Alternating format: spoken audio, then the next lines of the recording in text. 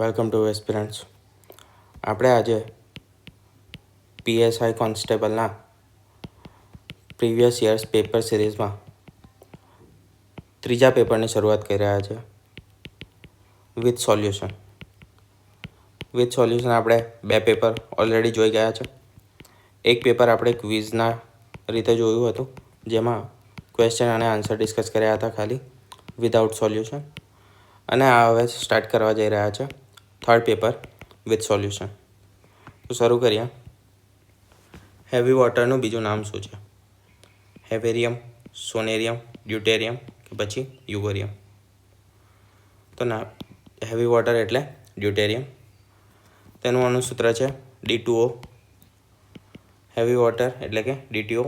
D2 જે છે તે હાઇડ્રોજનનો એક સમસ્થાનિક છે H2નો. હેવી વોટરનું રાસાયણિક સૂત્ર D2O છે. તેમાં સામાન્ય રીતે Hને બદલે D એટલે કે ડ્યુટેરિયમ એ તેનો આઇસોટોપ જે છે તે હાજર હોય છે. હાઇડ્રોજનનો આઇસોટોપ સમસ્થાનિક કહેવાય. D તરીકે તેને દર્શાવવામાં આવે છે, તે હાજર હોય છે. હેવી વોટરનું બીજું નામ છે ડ્યુટેરિયમ ઓક્સાઇડ, કેમ કે તેનું સૂત્ર છે D2O. આ ઓક્સાઇડ માટે ઓક્સિજન અને આ છે ડ્યુટેરિયમ એટલે ડ્યુટેરિયમ ઓક્સાઇડ. હેવી વોટરનો ઉપયોગ પરમાણુ રિએક્ટરમાં નિયંત્રક તરીકે થાય છે, એટલે કે તેમાં જે વધારે ઉર્જા હોય તેને કંટ્રોલ કરવા માટે તેનો ઉપયોગ થાય છે. ભારતે સૌપ્રથમ અણુ ધડાકો ક્યારે કર્યો હતો? એટલે કે જે પરમાણુ બોમ્બનો જે પરીક્ષણ કર્યું હતું, પરમાણુ પરીક્ષણ, અણુ પરીક્ષણ, તે ક્યારે કર્યું હતું? એ પોખરણ ક્યારે નહીં, કઈ જગ્યાએ કર્યું હતું? પોખરણ, ચાંદીપુર, શ્રીહરિકોટા કે પછી થુંબા? તો તે કર્યું હતું પોખરણ ખાતે. બધાને ખ્યાલ જ હશે, મૂવી પણ આના પર આવી ચૂક્યો છે પોખરણનું. બરાબર, પોખરણ જ છે કદાચ મૂવીનું નામ. ના જોયું હોય તો જોઈ શકો છો, એક્ઝામ પછી જોજો. પ્રથમ અણુ પરીક્ષણ ભારતનું 18 મે 1974ના રોજ રાજસ્થાનના પોખરણ ખાતે થયું હતું. રાજસ્થાનના પોખરણ ખાતે સ્માઇલિંગ બુદ્ધા તેનું કોડનેમ આપવામાં આવ્યું હતું. મુખ્ય વૈજ્ઞાનિક હતા ડૉક્ટર રાજરામન્ના. સરકાર હતી ઇન્દિરા ગાંધીની. ભારતના પરમાણુ શક્તિ ધરાવતા દેશોમાં સ્થાન મેળવનારો છઠ્ઠો દેશ બન્યો આ પરીક્ષણથી. ચાંદીપુર ખાતે એક રક્ષા પ્રયોગનું સંકુલ આવેલું છે. ત્યાં મોસ્ટલી આપણી જે પણ મિસાઇલ્સ બને છે DRDO દ્વારા, કે જેને પણ મિસાઇલ બનાવી હોય છે, એટલે કે જેને પણ, એનું પરીક્ષણ થાય છે ઓડિશામાં આવેલા ચાંદીપુરના ટેસ્ટ રેન્જ ખાતે. શ્રીહરિકોટા આપણને બધાને ખ્યાલ છે, ઇસરોનું પ્રક્ષેપણ કેન્દ્ર છે શ્રીહરિકોટા, જે આંધ્રપ્રદેશમાં આવેલું છે. થુંબા પાસે, આના તો કોઈ રિલેટેડ નથી, પરંતુ થુંબા પાસે એક પરમાણુ રિએક્ટર આવેલું છે. બરાબર, એટલે કે પરમાણુ ઉર્જા ઉત્પન્ન કરવા માટેનું રિએક્ટર આવેલું છે. તેનાથી આપણે વીજળી ઉત્પન્ન કરીએ છીએ પરમાણુથી ત્યાં. ઓકે, આ રિપીટ થઈ ગઈ છે સ્લાઇડ. પ્રકાશ વર્ષ માપવાનું અંતર શું છે? શેમાં માપવામાં આવે છે? તેનો એકમ શું છે? પ્રકાશ તીવ્રતા, સમય, અંતર કે પછી પ્રકાશની શક્તિ? તો તે અંતરમાં માપવામાં આવે છે પ્રકાશને. પ્રકાશ વર્ષ એટલે કે લાઇટ યર. પ્રકાશ વર્ષ એ અંતરની એક માપન એકમ છે, એટલે કે અંતર ડિસ્ટન્સ માપવાનો એક એકમ છે પ્રકાશ વર્ષ. એક પ્રકાશ વર્ષ એટલે એક વર્ષમાં પ્રકાશ દ્વારા જેટલું પણ અંતર કપાય તેને એક પ્રકાશ વર્ષ તરીકે આપણે ઓળખીએ છીએ. એક પ્રકાશ વર્ષ કહેવામાં આવે છે. પ્રકાશની ઝડપ છે 3 લાખ કિલોમીટર પર સેકન્ડ. કેટલી? 3 લાખ કિલોમીટર પ્રતિ સેકન્ડ. એક પ્રકાશ વર્ષ બરાબર 9.46 ટ્રિલિયન કિલોમીટર થાય. કેટલું થાય? 9.46 ટ્રિલિયન કિલોમીટર. તારાઓ અને ગેલેક્સી વચ્ચેના અંતર માપવા માટે આપણે મોસ્ટલી પ્રકાશ વર્ષનો ઉપયોગ કરીએ છીએ. ગ્રહો વચ્ચેના અંતર, તારાઓ વચ્ચેના અંતર, ગેલેક્સીઝ વચ્ચેના અંતર, એના માટે આપણે પ્રકાશ વર્ષનો ઉપયોગ કરીએ છીએ. ખગોળશાસ્ત્રમાં આંતરગ્રહ અને આંતર તારા અંતર માપવા માટે વપરાય છે. પ્રકાશની તીવ્રતા એ લ્યુમેન અથવા તો વોટમાં વપરાય છે. સમયનું માપન છે એકમ, સેકન્ડ, મિનિટ અને કલાક. પ્રકાશની શક્તિ એટલે કે ઉર્જા જે છે તે જૂલમાં મપાય છે અથવા તો વોટમાં મપાય છે. ઓકે, થોડા વધારે રિપીટ થઈ ગયા છે પેજ. આ OCR કર્યો છે એટલે કોઈ જગ્યાએ ભૂલ પણ હોઈ શકે. એક્સરેની શોધ કોણે કરી હતી? જેનર, મેડમ ક્યુરી, રોટેન્જર કે પછી આર્કિમેડિસ? તો એક્સરેની શોધ કરી હતી રોટેન્જરે. એક્સરેની શોધ વૈજ્ઞાનિકનું નામ છે વ્લાદિમીર રોટેન્જર. 8 નવેમ્બર 1895 રોજ શોધ કરી હતી અને જે શોધનું સ્થળ છે તે છે જર્મની. રોટેન્જર એ કેથોડ ટ્યુબ સાથે પ્રયોગ કરતી વખતે એક્સરે કિરણોની શોધ કરી હતી. 1901માં ભૌતિકશાસ્ત્ર માટે પ્રથમ નોબેલ રોટેન્જરને આપવામાં આવ્યું હતું. પ્રથમ નોબેલ કોને આપવામાં આવ્યું હતું? તો રોટેન્જરને આપવામાં આવ્યું. તેમણે શું કર્યું હતું? તો એક્સરેની શોધ કરી હતી. ક્યારે? 1895માં. અને નોબેલ ક્યારે મળ્યું? 1901માં. એ પણ પ્રથમ, એટલે કે ત્યારે તેની શરૂઆત થઈ હતી નોબેલ પુરસ્કારની. સૂકો બરફ કોને કહેવામાં આવે છે? Iso oxide, distil water, sulphur dioxide કે પછી ઘન કાર્બન ડાયોક્સાઇડ? તો ઘન કાર્બન ડાયોક્સાઇડ એટલે કે સોલિડ CO2 જે હોય તેને આપણે કહીએ છીએ સૂકો બરફ. સૂકો બરફ એટલે કે ડ્રાય આઈસ એ શું છે? સૂકો બરફ એ ઘન અવસ્થામાં રહેલો CO2 એટલે કે કાર્બન ડાયોક્સાઇડ છે. સામાન્ય રીતે બરફ એ પાણી કરતાં ઠંડો હોય છે, એટલે કે H2O કરતાં ઠંડો હોય છે. અને આ સૂકા બરફની વિશેષતાઓ દર્શાવીએ છીએ અહીંયા. તે પાણી એટલે કે જે આપણો નોર્મલ બરફ હોય પાણીથી જામે તેના કરતાં વધારે ઠંડો હોય. અને આ લિક્વિડમાં નહીં પરંતુ સીધો વરાળમાં રૂપાંતરણ પામે, એટલે કે સીધો વાયુ. ઘન હોય, ઘનમાંથી સીધું વાયુમાં તેનું રૂપાંતરણ થાય. એટલે કે અર્ધ અસ્થિતિ એટલે કે સબલિમિટેશન છે તેની, એના દ્વારા સીધો ઉડી જાય છે. પેટ્રોલ જે રીતે છે લિક્વિડમાંથી બહાર રાખીએ આપણે તો હવામાં ઉડી જાય, એ રીતે સૂકો બરફ જે છે તે આપણે નોર્મલ બરફ હોય તે પાણીમાં રૂપાંતરણ થાય. પાણીને પછી વધારે ગરમ કરીએ તો તે વરાળમાં રૂપાંતરણ થાય. સૂકો બરફ સીધો વરાળમાં રૂપાંતરણ થાય. બરાબર? તે ઓગળતો નથી, તેને સૂકો બરફ કહેવામાં આવે છે. ખાદ્ય પદાર્થોમાં અને દવાઓને ઠંડી રાખવા માટે ઉપયોગી છે. સ્ટેજ શોમાં ધૂંધ એટલે કે ફોગ, કોઈ પણ જગ્યાએ તમે કોઈ એન્ટ્રી થાય કે પછી કોઈ પણ એવોર્ડ શોમાં એમાં જે ધૂંધ જુઓ છો તે ધુમાડો, તે મુખ્યત્વે આનાથી જ કરવામાં આવે છે. લેબોરેટરીઝમાં અને ઉદ્યોગોમાં ઠંડક માટે વપરાય છે. પૃથ્વીની સૌથી નજીકનો ઉપગ્રહ કયો છે? સૌથી નજીકનો ગ્રહ કયો છે પૃથ્વીની સૌથી? શુક્ર, ગુરુ, બુધ કે પછી નેપચ્યુન? તો સૌથી નજીકનો છે શુક્ર. બધાને ક્રમ ખબર જ હશે. શુક્ર એ સૌથી નજીકનો ગ્રહ છે. સૌરમંડળનો બીજો ગ્રહ છે સૂર્ય, પછી કયું આવે? બુધ, પછી આવે શુક્ર, પછી પૃથ્વી, પછી મંગળ. બરાબર? આ રીતે આગળ 8 ગ્રહો આવે. પહેલાં 9 હતા પરંતુ આપણે પ્લુટોને કાઢી નાખ્યો.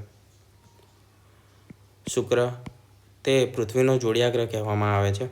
પૃથ્વીથી આશરે 41 મિલિયન કિલોમીટર જેટલો દૂર છે.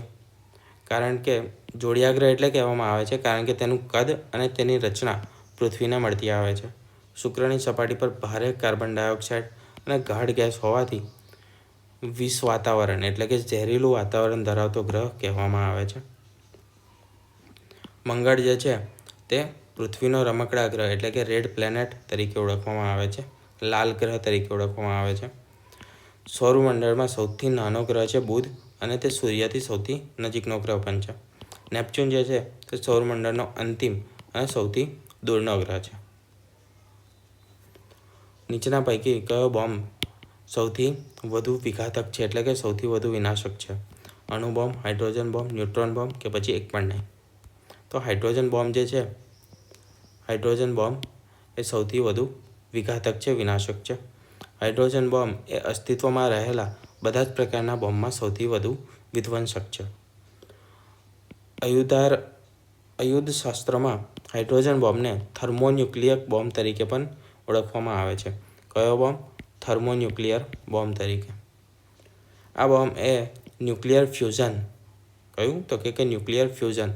ફ્યુઝન અને ફિઝન આપણે પહેલાં પણ સમજાઈ ચૂક્યા છે PYQ સિરીઝમાં, હિસ્ટ્રીમાં.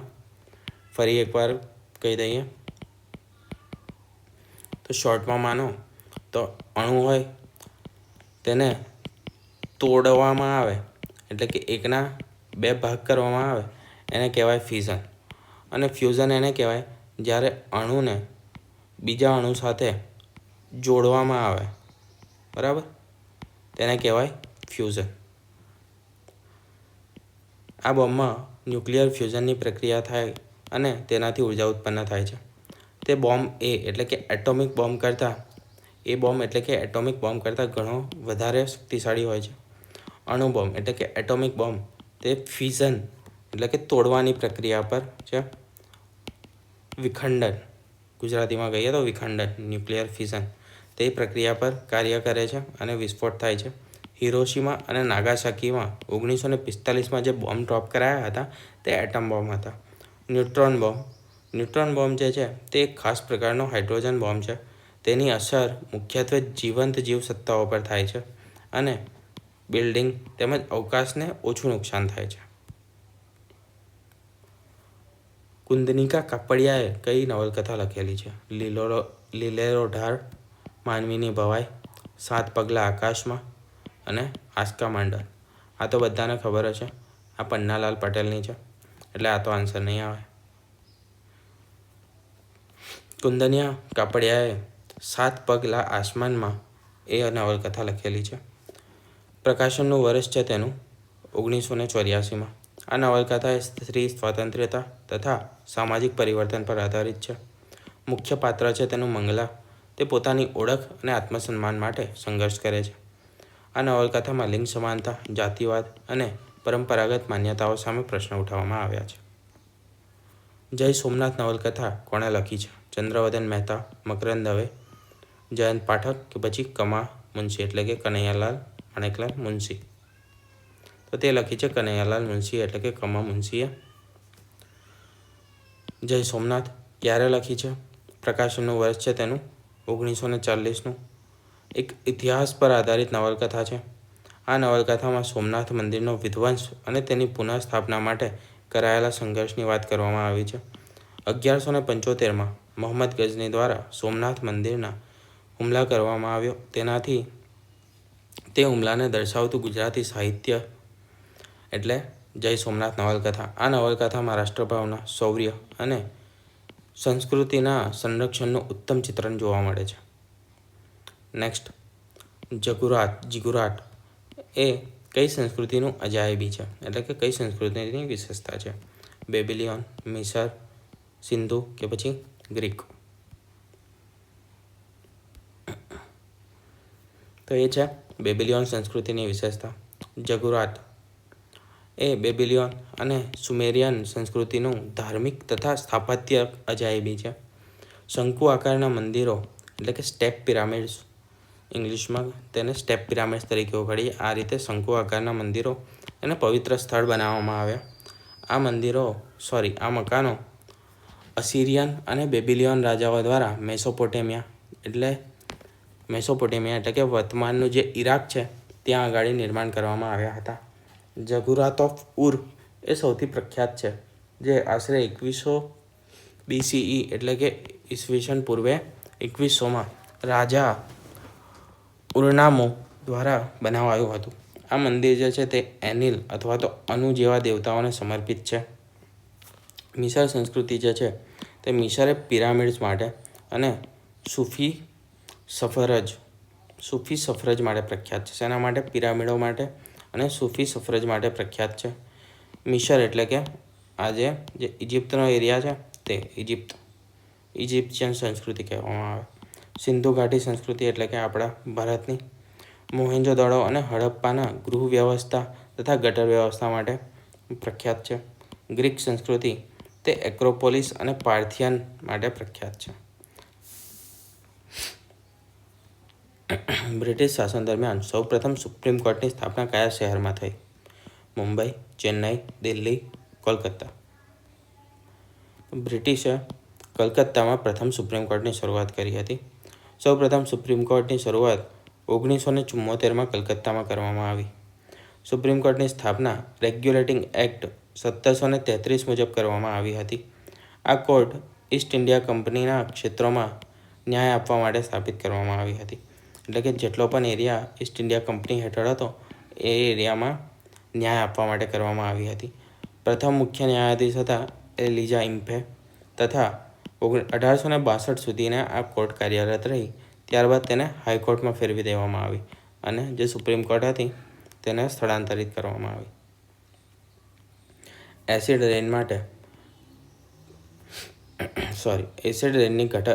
રેનની ઘટના માટે કયો વાયુ જે છે તે જવાબદાર છે? Carbon monoxide, carbon dioxide, hydrogen કે પછી સલ્ફર ડાયોક્સાઇડ? તો સૌથી મુખ્ય જવાબદાર વાયુ જે છે તે છે સલ્ફર ડાયોક્સાઇડ. એસિડ રેઇન એ મુખ્યત્વે સલ્ફર ડાયોક્સાઇડ અને નાઇટ્રોજન ઓક્સાઇડના કારણે થાય છે. હવામાં રહેલી પાણીની વરાળ એટલે કે વોટર વેપર તેના કારણે વાયુઓ ક્રિયા કરીને ગંધક અને નાઇટ્રિક એસિડ H2SO4 અને HNO3 ગંધકને આપણે H2SO4 તરીકે ઓળખીએ છીએ અને બીજો છે HNO3 બરાબર, એને નાઇટ્રિક એસિડ કહીએ. એ બનાવે છે અને તેનાથી આભમાંથી તેના ટપકા પડે છે, તેને એસિડ વરસાદ તરીકે ઓળખવામાં આવે છે. એસિડિક વરસાદથી જમીન, પાણી અને ઇમારતોને ઘણું નુકસાન પહોંચે છે. સમ્રાટ અશોક જે હતા તે કોનો પુત્ર હતો? એના પિતા કોણ હતા સમ્રાટ અશોકના? બિંદુસાર, ચંદ્રગુપ્ત, કૌટિલ્ય, ધનનંદ. ઓકે, આન્સર અહીંયા જ લખાઈ ગયો છે. બિંદુસાર છે આન્સર. સમ્રાટ અશોક એ મૌર્ય રાજવંશનો ત્રીજો અને સૌથી પ્રસિદ્ધ શાસક હતો. તેમના પિતા બિંદુસાર હતા. તેઓ ચંદ્રગુપ્ત મૌર્યના પુત્ર હતા. અશોકનું શાસન 268 BCE એટલે કે ઈસવીસન પૂર્વે 268થી 232 સુધી ચાલ્યું હતું. આ દરમિયાન તેને મૌર્ય સામ્રાજ્યને શિખરે પહોંચાડ્યું હતું. કલિંગના યુદ્ધ જે ઈસવીસન પૂર્વે 261માં થયું હતું તેના પછી અશોકે બુદ્ધ ધર્મ તરફ વળ્યો, બુદ્ધ ધર્મનો સ્વીકાર કર્યો અને ધમ્મ પ્રચાર શરૂ કર્યો. ચંદ્રગુપ્ત જે હતા તેમણે મૌર્ય સામ્રાજ્યના સંસ્થાપક હતા. ચંદ્રગુપ્ત મૌર્ય અને બિંદુસારના પિતા હતા. તેમણે ચાણક્યની સલાહથી, ચાણક્ય જેને આપણે કૌટિલ્ય તરીકે ઓળખીએ છીએ, તેમની સલાહથી મૌર્ય વંશની સ્થાપના કરી હતી. કૌટિલ્ય, ચાણક્ય એ અર્થશાસ્ત્ર જે પુસ્તક છે તેના લેખક છે અને ચંદ્રગુપ્ત મૌર્યના મુખ્ય સલાહકાર એટલે કે મુખ્યમંત્રી હતા, મુખ્ય સલાહકાર હતા કે પછી પુરોહિત જે પણ કહે. તે અશોકના પિતા કે પછી પૂર્વજના હતા. તેમનો અશોક સાથે કોઈ રિલેશન હતું ખાનદાની. એ કોણ હતા? તો કે મુખ્ય સલાહકાર હતા ચંદ્રગુપ્ત મૌર્યના, તેના ગુરુ પણ હતા. ધનનંદ જે હતા તે નંદ વંશના છેલ્લા શાસક હતા અને તેમને ચંદ્રગુપ્ત મૌર્યએ તેમને હરાવીને તેમની પાસેથી સત્તા મેળવી હતી. ચિત્તોડમાં જે વિજય સ્તંભ છે તે કોણે બનાવ્યો છે? રાણા ઉદયસિંહ, રાણા સાંગા, મહારાણા પ્રતાપ કે પછી રાણા કુંભા? રાણા કુંભાએ વિજય સ્તંભ બનાવડાવ્યો છે, ચિત્તોડગઢમાં આવેલો છે. વિજય સ્તંભ ચિત્તોડગઢ રાજસ્થાનમાં સ્થિત છે અને તે એક ઐતિહાસિક સ્મારક છે. રાણા કુંભાએ ઈસવીસન 1448માં આ સ્મારક બનાવડાવ્યું હતું. આ સ્તંભ મેવાડના શાસક રાણા કુંભાએ ગુજરાતના મહેમદ ખિલજી પર જીત પ્રાપ્ત કર્યા બાદ તેની યાદમાં બનાવડાવ્યું હતું. આ શ્રેષ્ઠ આર્કિટેક્ટની કૃતિ એ 9 માળની છે. તેની કુલ ઊંચાઈ જે તે 37.19 મીટર એટલે કે લગભગ 122 ફૂટ જેટલી છે. સ્તંભ પર હિન્દુ દેવી દેવતાઓ અને પૌરાણિક કથાઓના શિલ્પો ઉકાળેલા છે એટલે કે કોતરાવેલા છે. રાણા ઉદયસિંહ કોણ હતા? રાણા ઉદયસિંહ એ મેવાડના શાસક હતા અને મહારાણા પ્રતાપના પિતા હતા. તેમણે ઉદયપુર શહેરની સ્થાપના કરી હતી. રાણા સાંગા તે મેવાડના વિખ્યાત શાસક હતા. તેમણે મુઘલ શાસક બાબર સામે ખતૌલી અને ખાનવાના યુદ્ધો લડ્યા હતા. કોની સામે? બાબર સામે લડ્યા હતા. મેવાડના શાસક હતા. મહારાણા પ્રતાપ એ મેવાડના શાસક હતા. જે હલ્દી ઘાટીનું પ્રખ્યાત યુદ્ધ છે તે મહારાણા પ્રતાપે લડ્યું હતું. કોની સામે લડ્યા હતા એ તમે કમેન્ટ કરજો. સિંધુ ઘાટી સંસ્કૃતિના લોકોએ કઈ ધાતુનો પરિચય ન હતો? સોનું, ચાંદી, તાંબુ, લોખંડ? તો આપણને ખબર છે કે લોખંડનો તે લોકો પરિચિત ન હતા. લોખંડની શરૂઆત પછીથી થઈ. મુખ્યત્વે વૈદિક યુગથી લોખંડની શરૂઆત થઈ. વૈદિક પણ નહીં, અનુવૈદિક યુગ ગણીએ એના પછીના, ત્યારે ઋગ્વૈદિક યુગ, એના પછીનો જે વૈદિક યુગ હતો તેમાં. સિંધુ ઘાટી સંસ્કૃતિ. સિંધુ ખીણ સંસ્કૃતિ લગભગ 2500 BCE એટલે કે ઈસવીસન પૂર્વે 2500થી લઈને ઈસવીસન પૂર્વે 1500 દરમિયાન ફૂલી ફાલી, અને તે લોકો સોનું, ચાંદી, તાંબુ, કાંસાનો ઉપયોગ કરતા હતા, પરંતુ લોખંડથી અજાણ હતા. લોખંડનો પરિચય ન હતો. લોખંડનો પ્રયોગ ભારતમાં પહેલાં થયો ન હતો. જ્યારે સૌ પ્રથમ લોખંડનો પ્રયોગ થયો તેને આપણે લોખંડ યુગ એટલે કે આયન એજ તરીકે ઓળખીએ છીએ. તે લગભગ ઈસવીસન પૂર્વે 1200થી લઈને એના પછીના વર્ષોમાં જોવા મળ્યું. સિંધુ ખીણ સંસ્કૃતિ જે હતી તે કાંસ્યયુગીન સંસ્કૃતિ હતી. બરાબર. અહીંયા બીજા જે છે તે સોનું છે, ચાંદી છે, તેના આપણને આભૂષણો અને એ વસ્તુ મળી આવ્યા છે. શણગારના સાધનો મળ્યા છે. તાંબુ એ વાસણો માટે કે પછી હથિયાર બનાવવા માટે, ઓજારો બનાવવા માટે મુખ્યત્વે આપણે યુઝ કર્યું છે સિંધુ ઘાટીની સભ્યતાના લોકોએ. અજંતા ઇલોરાની ગુફામાં કયા ધર્મના સ્થાપત્યો મળી આવેલા છે? ઇસ્લામ, બૌદ્ધ, શૈવ, જૈન. તો બંને ગુફામાં બૌદ્ધ ધર્મના સ્થાપત્યો જે છે તે મળી આવ્યા છે. અજંતા અને ઇલોરાની ગુફા મહારાષ્ટ્રમાં સ્થિત છે. તે યુનેસ્કોની વિશ્વ સંસ્કૃતિ વારસાની યાદીમાં પણ સમાવિષ્ટ છે. આ ગુફાઓ બૌદ્ધ ધર્મ સાથે સંબંધિત છે, પરંતુ જે ઇલોરાની ગુફા છે ત્યાં હિન્દુ અને જૈન ધર્મના પણ કેટલાક મંદિરો આવેલા છે, અને તેમના રિલેટેડ પણ ઘણા ત્યાં આગળ ચિત્રો, વિહારો જોવા મળે છે. અજંતાની ગુફા એ બીજી સદીમાં, ઈસવીસન પૂર્વની બીજી સદીથી લઈને 6ઠ્ઠી સદીમાં બનેલી છે. તે બૌદ્ધ ધર્મને સમર્પિત છે. ત્યાં આગળ બૌદ્ધ સ્મારકો, વિહારો અને ચિત્રો આવેલા છે. ઇલોરાની ગુફા એ 6ઠ્ઠી સદીથી લઈને 9મી સદીમાં બની છે. ત્યાં 3 મુખ્ય ધર્મો, બૌદ્ધ, હિન્દુ અને જૈન ધર્મની સાથે સંબંધિત ગુફાઓ મળી આવી છે. ગુપ્ત યુગ અને વાકાટક વંશના શાસકોએ બુદ્ધ ગુફાઓનું નિર્માણ કર્યું હતું તેમ મનાય છે. શહેનશાહ અકબરે કયા રાજ્યની રાજકુમારી સાથે લગ્ન કર્યા હતા? આમેર, આગ્રા, અજમેર કે પછી બીકાનેર? તો તે કર્યા હતા આમેરના રાજકુમારી સાથે. અકબરે રાજપૂત રાજવીના પરિવાર સાથે મૈત્રિક સંબંધો બાંધવા માટે રાજપૂત રાજકન્યાઓ સાથે લગ્ન કર્યા. 1562માં રાજસ્થાનના આમેર ખાતે ત્યાંના રાજવી ભારમલના પુત્રી જોધાબાઈ, જેને મારવાડી ભાષામાં હીરકુમારી પણ કહેવામાં આવે છે, તેમના સાથે લગ્ન કર્યા હતા. જોધા અકબરના જોધા જે છે આ, બરાબર, પુત્રી જોધાબાઈ સાથે લગ્ન કર્યા હતા. કોની પુત્રી? રાજા ભારમલની પુત્રી. ક્યાંના? આમેરના રાજા. જોધાબાઈ, જેમનું પછીથી નામ કરવામાં આવ્યું હતું મરિયમ ઉજ જમાની, મુગલ શહેનશાહ જહાંગીર એટલે કે સલીમની માતા હતા. આ લગ્ન મુગલ અને રાજપૂત વચ્ચે મૈત્રી સંબંધો મજબૂત કરવા માટે કરવામાં આવ્યા હતા. આમેર એટલે કે હાલનું જે જયપુર શહેર છે તે રાજસ્થાનનું એક મહત્વપૂર્ણ રાજવી રાજ્ય હતું, રજપૂત રાજ્ય હતું. હાલનું જયપુર, જેને પહેલાં આમેર તરીકે ઓળખવામાં આવતું હતું. રાજ્યસભામાં સભાપતિ તરીકે કોણ હોય છે? સુપ્રીમ કોર્ટના ચીફ જસ્ટિસ, વડાપ્રધાન, ઉપરાષ્ટ્રપતિ કે પછી લોકસભાના સ્પીકર? તો તે હોય છે ભારતના ઉપરાષ્ટ્રપતિ. ભારતીય બંધારણના લેખ 64 અને 79 અને 89 મુજબ ભારતના જે ઉપરાષ્ટ્રપતિ છે એટલે કે વાઇસ પ્રેસિડેન્ટ ઓફ ઇન્ડિયા, તે રાજ્યસભાના પદ અધ્યક્ષ એટલે કે ચેરમેન હોય છે. એક્સ ઓફિસિયો ચેરમેન હોય છે રાજ્યસભાના ભારતના ઉપરાષ્ટ્રપતિ. રાજ્યસભાના સભ્યો ઉપરાષ્ટ્રપતિની ચૂંટણીમાં મતદાન કરી શકે છે, પણ તેઓ કાર્યકાળ દરમિયાન તેમની સામે અવિશ્વાસનો પ્રસ્તાવ રજૂ કરી શકતા નથી. જો ઉપરાષ્ટ્રપતિ રાષ્ટ્રપતિ તરીકે કાર્યરત હોય, જેમ કે રાષ્ટ્રપતિના મૃત્યુ, રાજીનામા અથવા તો અયોગ્યતાના સમયે, તો તેઓ રાજ્યસભાના અધ્યક્ષ તરીકે કાર્ય કરી શકતા નથી. એ ઉપાધ્યક્ષ તરીકે અધ્યક્ષતા કરે છે. તેમની જગ્યાએ જે ઉપાધ્યક્ષ હોય, ડેપ્યુટી ચેરમેન, તે અધ્યક્ષતા કરે છે રાજ્યસભાની. ભારતમાં કઈ નાગરિકતા પ્રાપ્ત કરી શકાય છે? જન્મના વારસાથી, નોંધણી કે લગ્નથી, કાયદેસર કે પછી તમામ?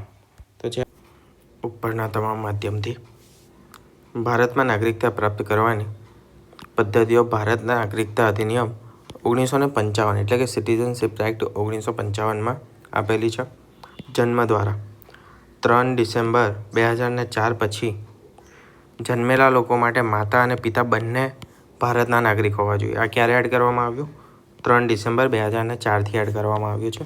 એ પહેલાં અલગ હતી, કોઈ પણ એક હોય તો પણ ચાલે અને એ રીતના હતા. આ સૌથી લેટેસ્ટ છે, આ તમારે યાદ રાખવાનું. બીજું છે વારસાથી.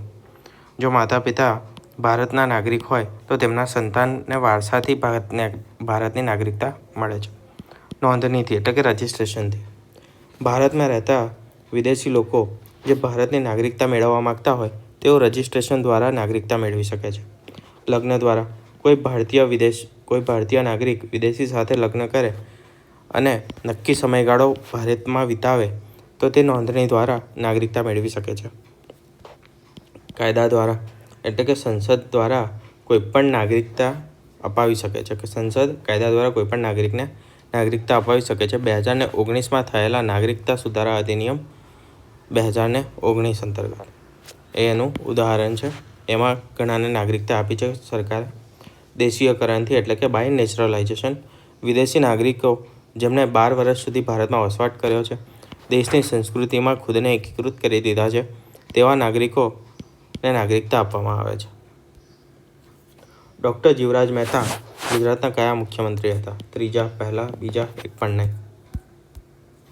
સૌપ્રથમ મુખ્યમંત્રી હતા ડૉક્ટર જીવરાજ મહેતા ગુજરાતના. 1 મે 2060થી લઈને 19 સપ્ટેમ્બર 1963 સુધી રહ્યા. તે ભારતીય સ્વતંત્રતા સંગ્રામમાં સક્રિય હતા. મહાત્મા ગાંધીજીની નજીકના અનુયાયી હતા તથા ભારતીય રાષ્ટ્રીય કોંગ્રેસ INC સાથે સંકળાયેલા હતા. ગુજરાતના વિકાસમાં વિવિધ આરોગ્ય અને શૈક્ષણિક પ્રોજેક્ટ તેમણે શરૂ કર્યા હતા. નસીરુદ્દીન અહેમદ શાહ પોતાની રાજધાની અમદાવાદથી પાટણ કયા યુગમાં ખસેડી? બબ્બન યુગમાં, સલ્તનત યુગમાં, ખિલજી કે પછી સોલંકી? તો તે છે સલ્તનત યુગમાં. અહમદ શાહ 1411માં ગુજરાતના સુલતાનના સંસ્થાપક હતા. તે 1411માં ભારતની પાટણની રાજધાની ખસેડીને અમદાવાદમાં સ્થાપના કરી. એટલે કે ગુજરાતની રાજધાની પાટણથી બદલીને અમદાવાદ કરવામાં આવી. તેમને સલ્તનત યુગ દરમિયાન એટલે કે રાજધાની સ્થળાંતરણ આ યુગમાં થયું હતું. સલ્તનત યુગ દરમિયાન કર્યું હતું, તેથી સલ્તનત યુગમાં તેમણે રાજધાની ચેન્જ કરી હતી. ગુજરાતના ઇતિહાસમાં અહમદ શાહનો ફાળો મહત્વપૂર્ણ છે, ખાસ કરીને અમદાવાદની સ્થાપના માટે. ભૃગુ કચ્છ હાલમાં કયા નામથી ઓળખાય છે? ખંભાત, ભરૂચ, કચ્છ કે પછી ભાવનગર? તો ભૃગુ કચ્છ એટલે આપણું ભરૂચ. ભૃગુ કચ્છ એ પ્રાચીન કાળમાં ભારતના મહત્ત્વના બંદર એટલે કે જેને આપણે બંદર અને ઇંગ્લિશમાં આપણે એને કહીએ પોર્ટ, જ્યાંથી માલ સામાન દરિયાઈ માર્ગે જતો હોય અને આવતો હોય તે જગ્યા, જહાજો આવતા હોય તે જગ્યા, તેને આપણે બંદર શહેરમાંનું એક હતું, તે હતું ભરૂચ. એ પ્રાચીન કાળથી બંદર જ હતું. આ સમયમાં તેને ભરૂચ નામથી ઓળખવામાં આવે છે આજે. ભરૂચ એ ગુજરાતના નર્મદા કાંઠે આવેલું એક ઐતિહાસિક શહેર છે. આ પ્રાચીન કાળથી જ વેપાર, નૌકા પરિવહન માટે જાણીતા બંદર તરીકે પ્રખ્યાત રહ્યું છે. સુકૃત સંસ્કૃતિ પ્રબદ્ધ ચિંતામણી કયો ગ્રંથ છે અને કયા વંશની માહિતી આપે છે?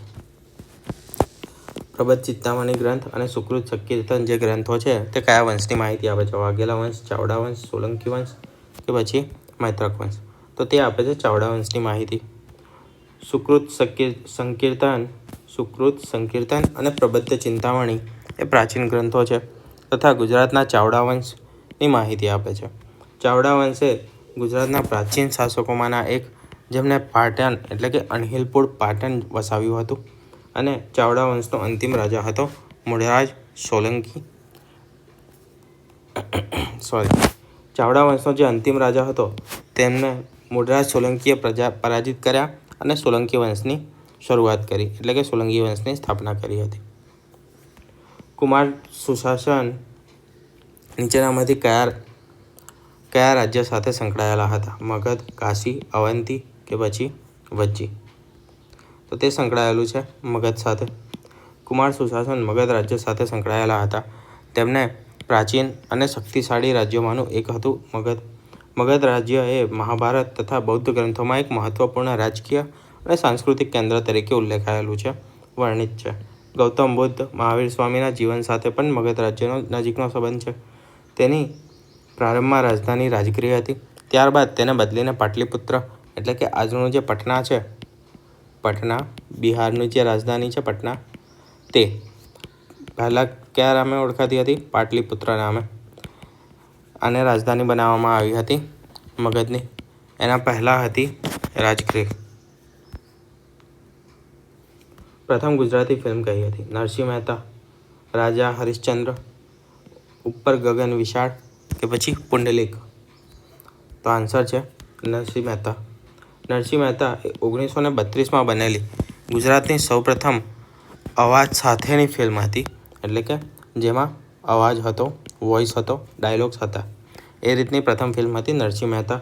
તેના નિર્દેશક હતા નાનુભાઈ વકીલ. અને આ ફિલ્મનું પાત્ર તથા કથાવસ્તુ જે હતી તે ગુજરાતના કવિ નરસિંહ મહેતાના જીવન પર આધારિત હતી. ગુજરાતી સિનેમાનો ઇતિહાસ 1932થી શરૂ થયો અને ત્યારબાદ અનેક ગુજરાતી ફિલ્મોનું નિર્માણ શરૂ થયું. આજે આપણે આટલું રાખીએ છીએ. આના પછીના ક્વેશ્ચન્સ 26થી નેક્સ્ટ લેક્ચરમાં જોઈશું.